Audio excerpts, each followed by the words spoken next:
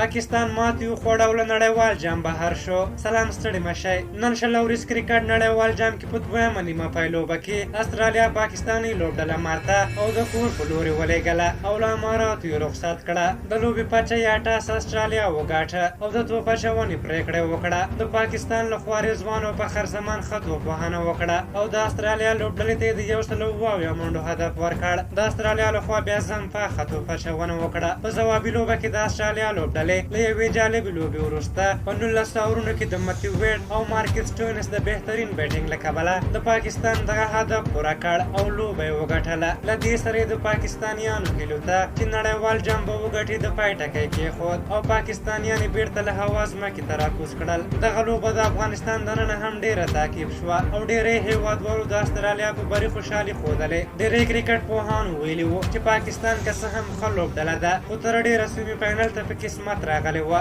د دوی تېرې لوبې د هند او نیوزیلینډ په وړاندې د دوی د ټاس د ګټلو له امله دوی برلاسي شوي وو. ځکه ټورنمنټ تر ډېره همداسې وو چې د چیسینګ ټیم میچونه ګټل. که نه نور پاکستان لوبډله یوه نورماله لوبډله ده او نن یې تاسې هغه ښه بالر ولیده چې په 3 بالونو یې 3 شپږیزې وخوړې. په هر حال د استرالیا د کرکټ مینهوالو ته د دغې بریا مبارکي وایم. د پاکستان مینهوالو ته بیا د زړه صبر غواړو. په هر حال تاسو هم د دغه لوبې په اړه خپل نظرونه راته ولیکئ. دا وه د استرالیا او پاکستان د لوبې په اړه زموږ ویډیو. که خوښه شوي مو وي ضروري لایک کړئ. د بیا ستاسو شوپر ته راځم په لویه بخښونکي خدای مو سپارم. د الله په امان.